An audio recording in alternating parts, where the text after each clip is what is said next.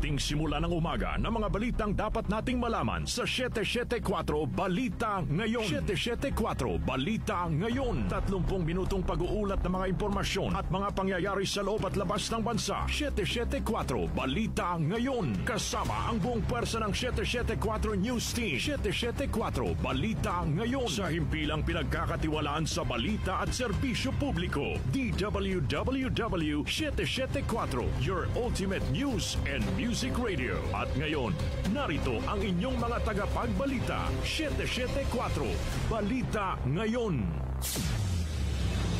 774 Balita Ngayon.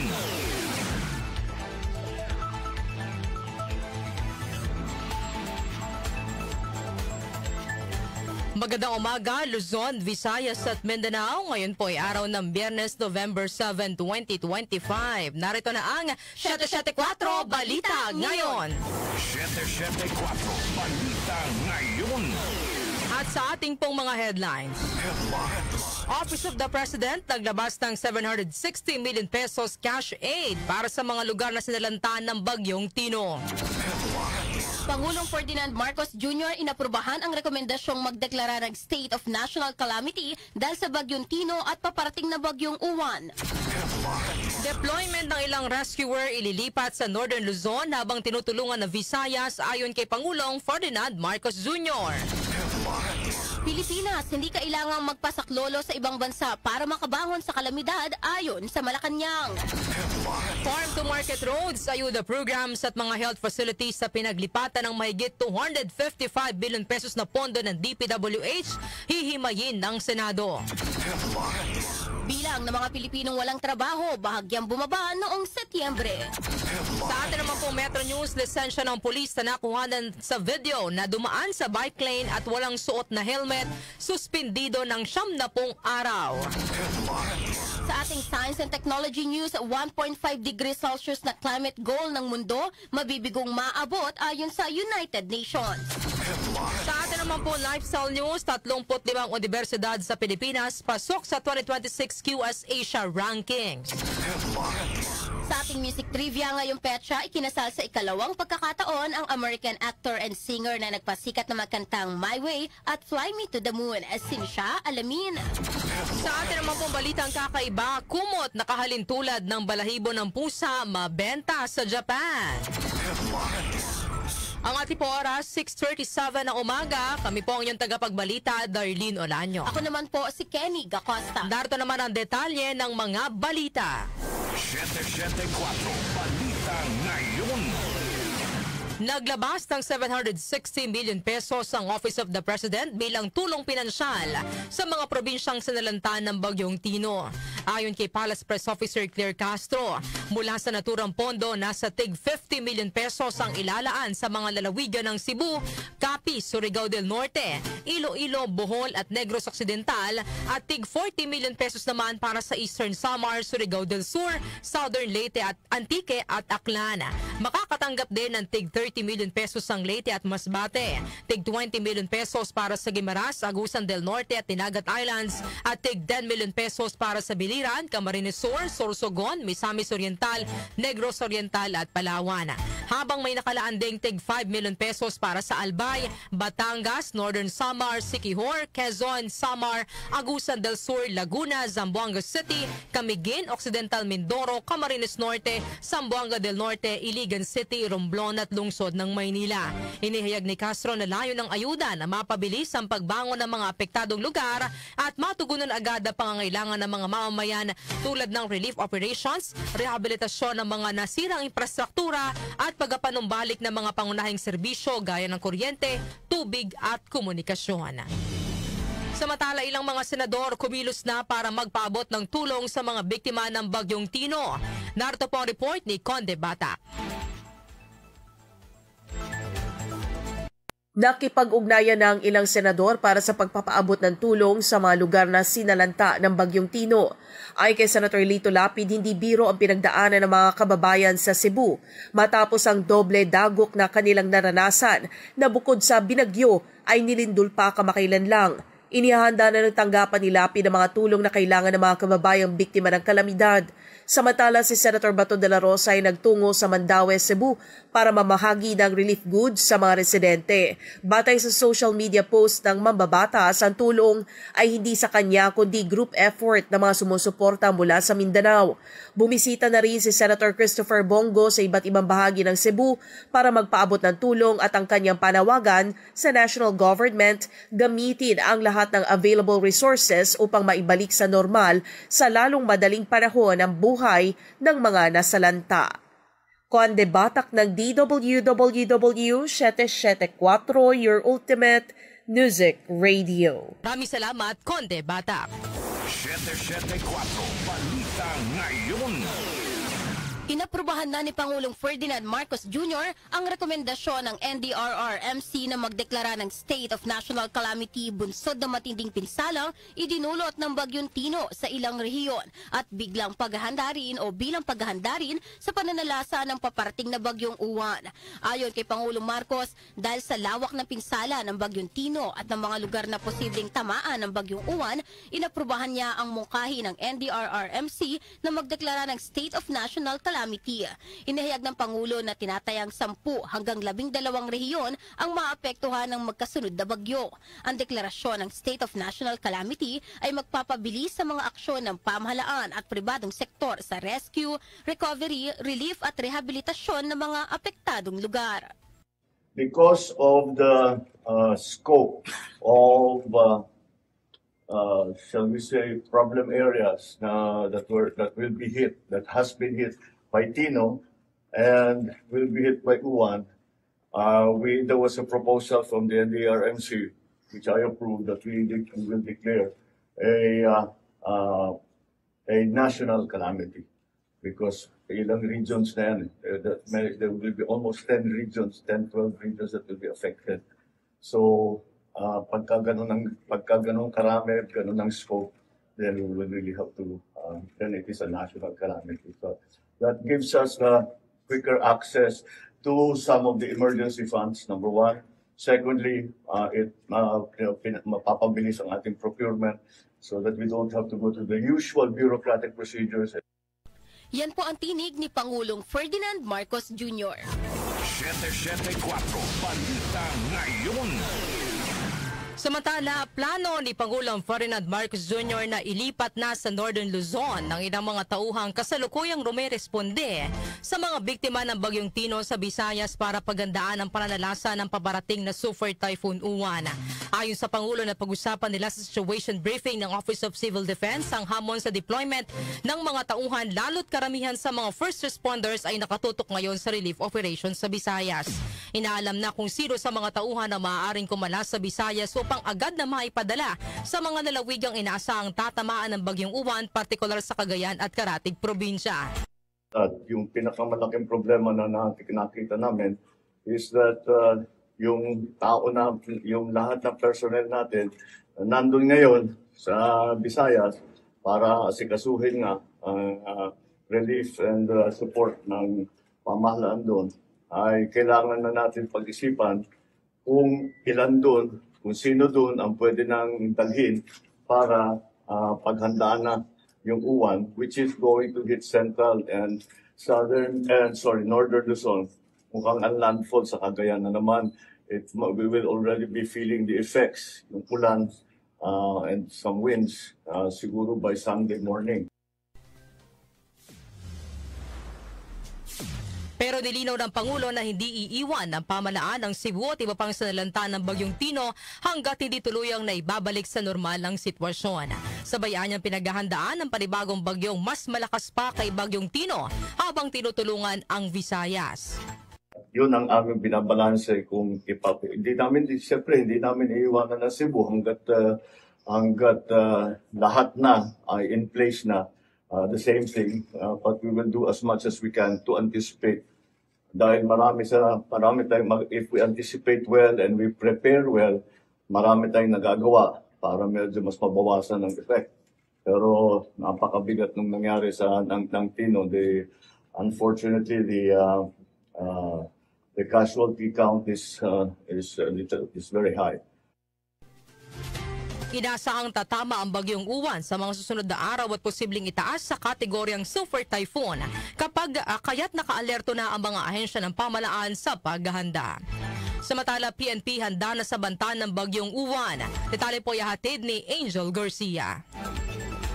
Pinaghandaan na ng Philippine National Police ang pagdating ng bagyong Uwan na inaasahang tatama at makakaapekto sa ilang bahagi ng bansa sa mga susunod na araw. Ayon sa PNP, maaga pa lamang ay inatasan na ni Acting PNP Chief Police Lieutenant General Jose Melencio Nartates Jr. ang lahat ng regional directors at unit commanders na i-activate ang kani-kanilang disaster response plan at tiyaking nakahanda ang puwersa sa bawat lugar. Sa ngayon, ani Nartates, nakapwesto na ang search, rescue at relief team sa mga lugar na tinukoy na high risk sa pagbaha, landslide at storm surge.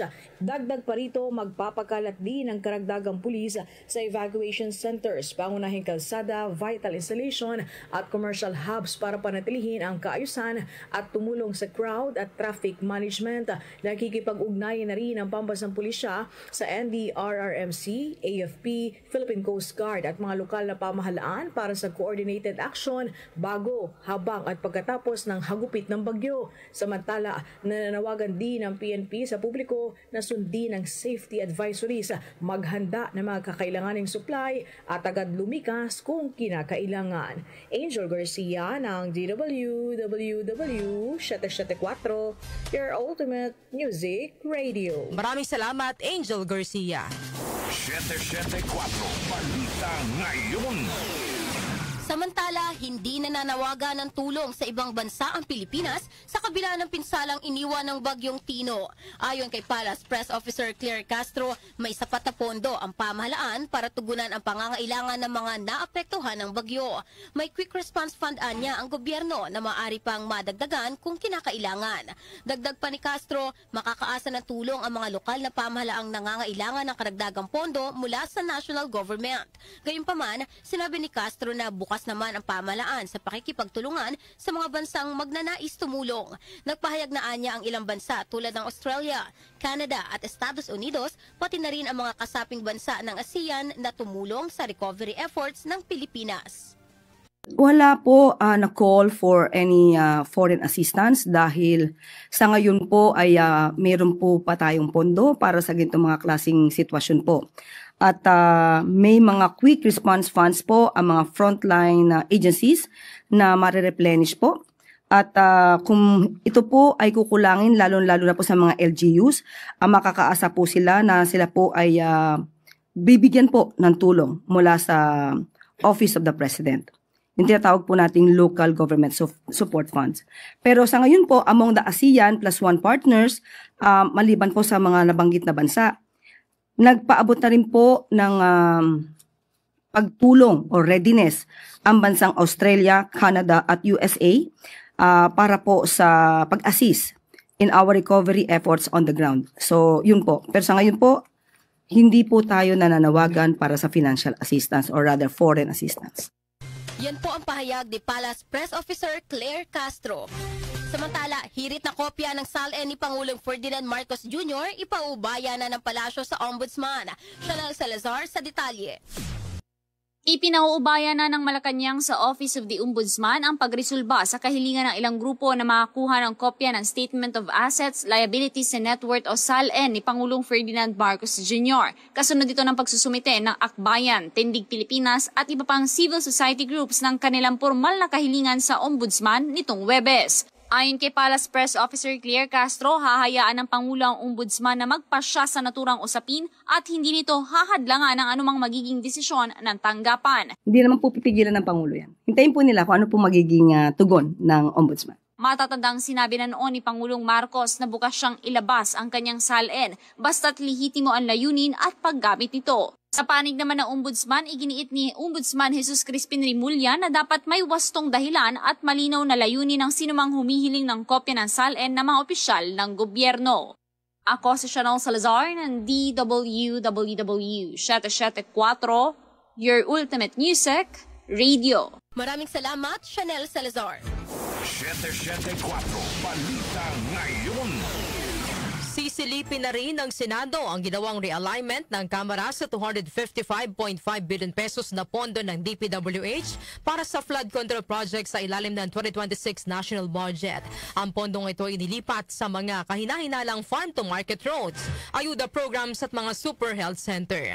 Ayon kay Senate President Pro Tempore Ping Lacson, maraming na-realign para sa farm-to-market roads sa isang infrastructure projects at nais niyang malaman kung ang pagtukoy ng proyekto ay galing sa Department of Agriculture o sa mga kongresista.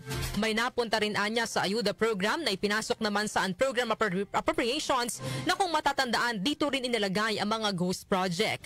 Idilipat din ang bahagi ng pondo sa Health Facility Enhancement Program na siyang nagpopondo sa pagpapatayo ng mga super health center na isa ring infrastructure project. Inihayag pa ni Marcos na sobrang tapang at sobrang takaw na ng mga mambabatas na magpupumilit sa ginawang realignment. Sobrang tapang, sobrang takaw na lang yung mag-i-insist pa rin. Wala nang kabusugan at wala nang katakot-takot yun. I'd like to believe na magse-self-reform. No? I'd like to believe na magse-self-reform naman. At least for a while, maglelo. Yan po ang pahayag ni Senate President Pro Tempore Ping Lacson.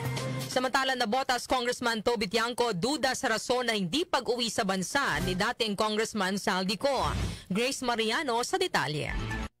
Palusot lang para kay Navotas Representative Toby Tiangco ang rason ni dating Congressman Saldico na may banta sa kanyang buhay kaya hindi siya makauwi ng Pilipinas. Para kay Tiangco, mas alam ng gobyerno kung may seryosong tangka sa buhay ni Ko. Hinamon pa ni Tiangco ang abogado ni Ko na sabihin kung saang batas nakasaad na kapag may banta sa buhay ay pwedeng magtago sa ibang bansa. Giit ni Tiangco, maliwanag na ang hindi pagbalik sa Pilipinas ni Ko ay nagpapakita na ito ay guilty kaugnay sa umano'y mga insertions sa budget at sa maanumalyang flood control projects.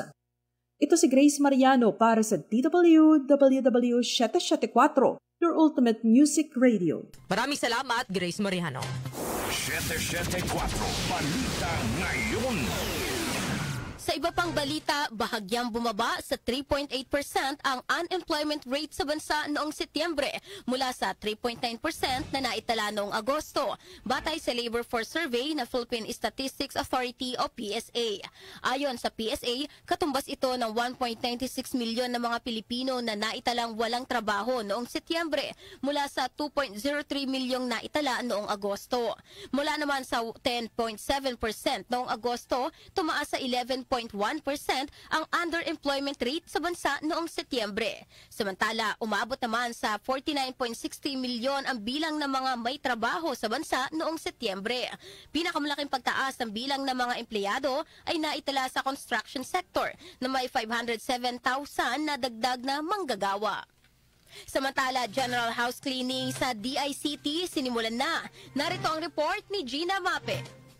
Ang paglilinis sa bakuna ng Department of Information and Communications Technology o DICT ay isa sa mga prioridad ni Secretary Henry Roel Aguda matapos na makumpirma ng makapangyarihan Commission on Appointments noong October 1. Sa kanyang mensahe sa mga kawani at opisyal ng kagawaran, sinabi ng kalihim na ang layunin ng reforma ay upang proteksyonan ang kredibilidad ng DICT at parusahan ng mga umabuso sa tiwala ng taong bayan.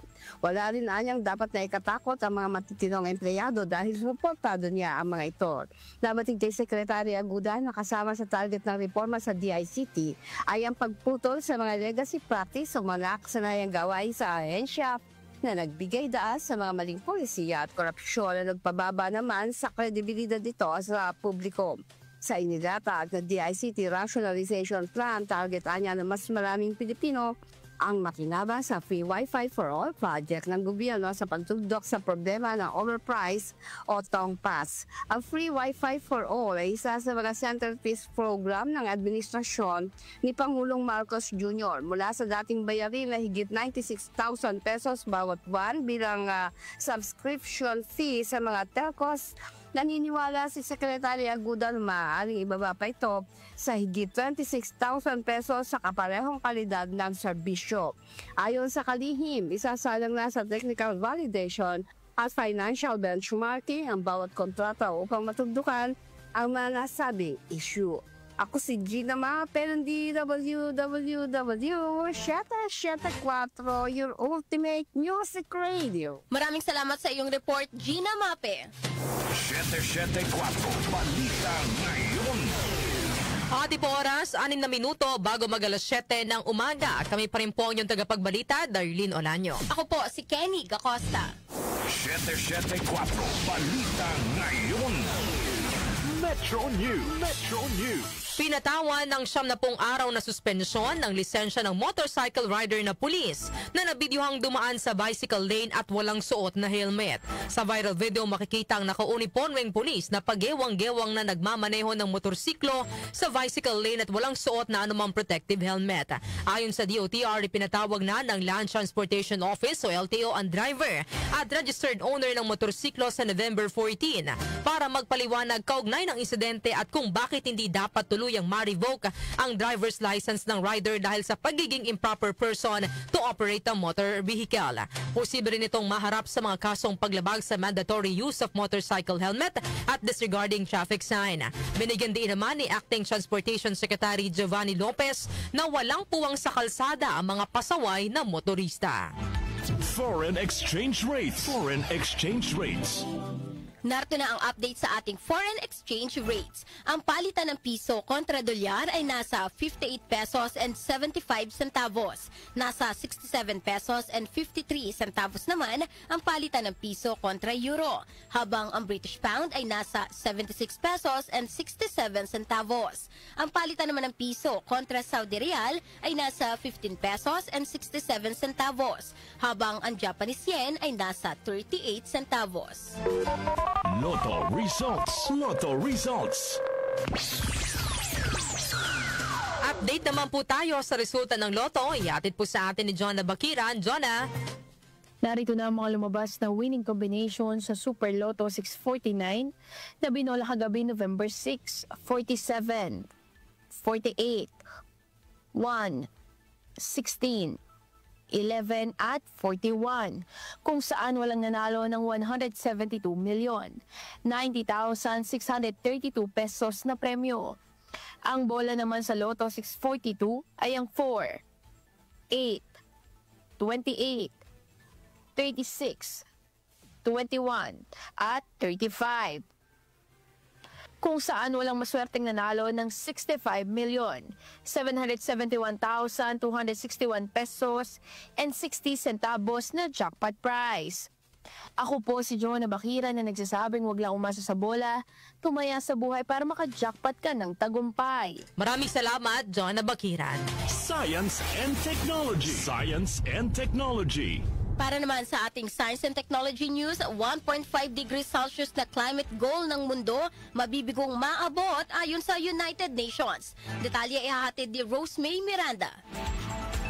Nabigo ang mundo na makamit ang pangunahing target nito sa pagbabago ng klima na limitahan ang pagtaas ng global temperature sa 1.5 degrees Celsius at posible umanong lumampas pa sa threshold na ito sa susunod na dekada. Sa taunang report ng emissions gap ng United Nations Environment Program, malinaw na ngayon na ang mundo ay lalampas sa pangunahing target ng 2015 Paris Agreement dahil sa mabagal na aksyon ng mga bansa upang maibsan ang mga emisyon ng greenhouse gas na nagpapainit sa ating planeta.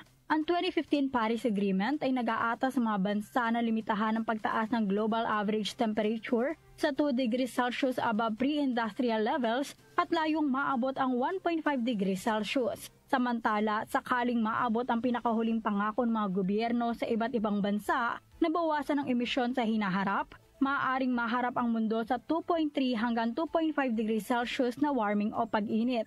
Sa nakalipas na dekada, nagkaroon ng ilang progreso ang mundo, ngunit dahil sa pagsusunog ng carbon, langis at gas ng mga bansa para sa kanilang ekonomiya, patuloy na tumataas ang mga emisyon ng carbon dioxide na nagdudulot ng pag-init ng ating planeta. Ang mga natuklasan sa naturang pag-aaral ay nagdagdag ng pressure sa COP30 Climate Summit ng UN ngayong buwan, kung saan magdedebate ang mga bansa kung paano sisimulan at matutustusan ang mas mabilis na hakbang upang mapigilan ang global warming. magkaroon ng pakialam sa kapaligiran para sa ikagaganda ng ating kinabukasan. Ako si Rosemary Miranda ng DWWW 774 Ultimate Music Radio. Maraming salamat sa iyong Science and Technology News, Rosemary Miranda. Lifestyle News. Lifestyle News. Sa atin naman po Lifestyle News, 35 universidad sa Pilipinas pasok sa 2026 QS Asia Rankings. Itali po yung hatid ni Mika Fajardo.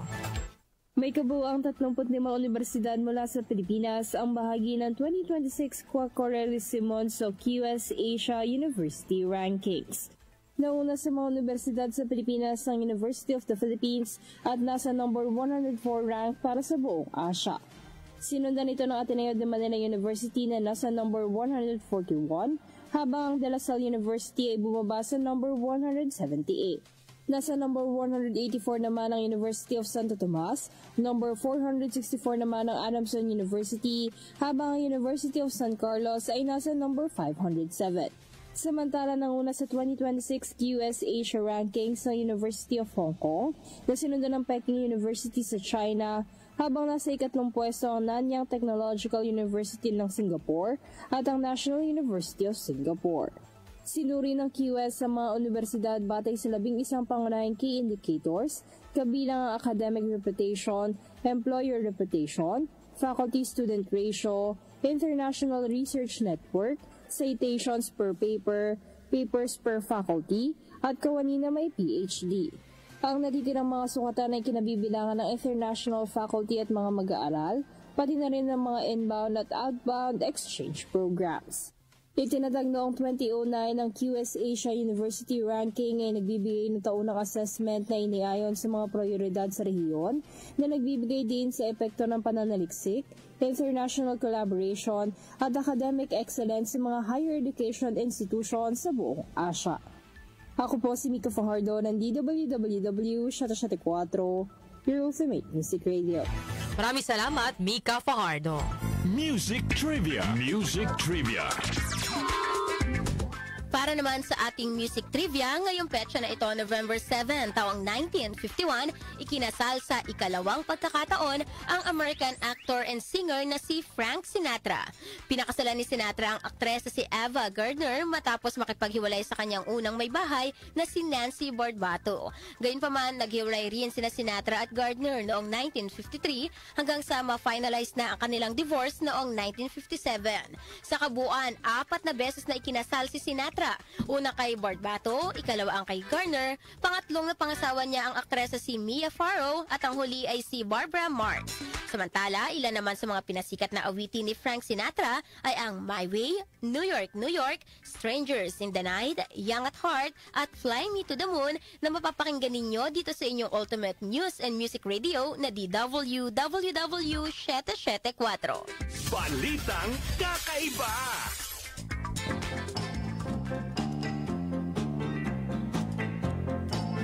Para naman po sa ating balitang kakaiba, kumot na kahalintulad ng balahibo ng pusa mabenta sa Japan. Detalye po ihatid sa atin ni Doc Justin. Magandang umaga, Doc Justin. Yes, good morning mga ka-music. Narito nating balitang kakaiba ngayong araw na ito. Patok sa Japan, ang produktong kumot ng Nissan Company na ang tela ay katulad ng balahibo ng pusa.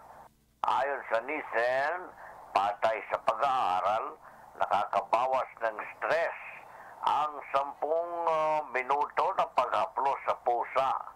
Bunsod nito, naisipan nilang maglabas ng kumot na kapag hinawakan ay para ka na rin humaplos ng alagang pusa. Tinawag na necrophile ang kumot na ginawa para sa mga tao na gustong maranasang humaplos ng pusa pero walang kakayahan na magkaroon ng pusa. Nagsagawa rin ng survey ang kumpanya kung saan lumabas na marami ang nais magkaroon ng alagang pusa, ngunit marami sa mga ito ay allergic sa balahibo nito. Samantalang iba hindi pinapayagang mag-alaga ng pusa sa kanilang inupang apartment. Nagkakahalaga ng 1,969 yen o mahigit 700 pesos ang single size blanket at 6,038 yen o mahigit 2,000 pesos naman para sa double size blanket. O ayan ha. Ang alam ko, no, may mga kumot na ngayon na parang gano'n na rin ang texture. No? Ang malambot at talaga naman, no, kanya-kanyang way yan para pangtanggal ng stress. No? Pero talagang masarap matulog na komportable, di ba? Kaya nakakalungkot yung mga nakikita natin sa social media, yung mga binahat sinalanta ng bagyo, ano? Paano kaya sila ngayon natutulog? Kaya ipagdasal natin sila. Malagpasan din nila ito at makabangon agad. Okay? Yan ang ating balitang kakaiba ngayong araw na ito. Ako si Doc Justin. Just out na ko. Thank you.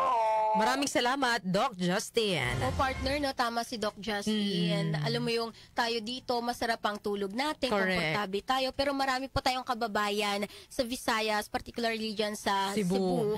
Ang hirap po sa pagtulog dahil wala silang masisilungan. Correct. Diba? Dahil yung mga bahay nila kasama doon sa nalubog sa baha. Nasira ng baha, ng mga gumuhong mga, di ba, mula sa bundok, mga lupa, malalaking bato. Kaya ipanalangin po natin ating mga kababayan dyan sa Cebu. At syempre, ipanalangin din natin na itong paparating na bagyong uwan, bagamat ang forecast magiging super typhoon, sana syempre hindi naman yung himala ng Panginoon, di ba? Na, malusaw, wag na talagang pumasok ng bansa, or kung papasok man, wag ganun kalakas. Wag ganun yung maging impact sa atin. At ngayon ang tinatahak nito, kung di tayo nagkakamali, ayon sa pag-asa, ay bandang Northern Luzon. Pero dahil sa malawak, malaki itong bagyo na to, ay possible na magkaroon pa ng kaunti sa bandang Visayas din. Kaya sana ay malusaw na habang papalapit or humina na ng tuluyan talaga. So yan mga kanyusik. Bago tayo matapos sa ating balitaan, ibigay ko muna ang ating topic ngayong araw po ng Friday. Dapat ba tayong humingi ng tulong sa ibang bansa o hindi na sa gitna po ng naranasang pananalasa ng Bagyong Tino? Ulitin ko po, dapat ba tayong humingi ng tulong sa ibang bansa o hindi na sa gitna ng naranasang pananalasa ng Bagyong Tino? Para po sa mga gusto nang magpadala ng kanilang opinyon, i-text po yan sa ating text line 0929-321-8738 o kaya ay mag-comment po sa ating Facebook Live at sa ating YouTube channel. Inyo pong narinig ang mga may init na balita ngayong araw po ng Biyernes, November 7, 2025. Kami po ang inyong tagapagbalita, Darlene Olanyo. Ako po si Kenny Gacosta. Napasa inyo ang 774 Balita Ngayon. 774 Balita Ngayon.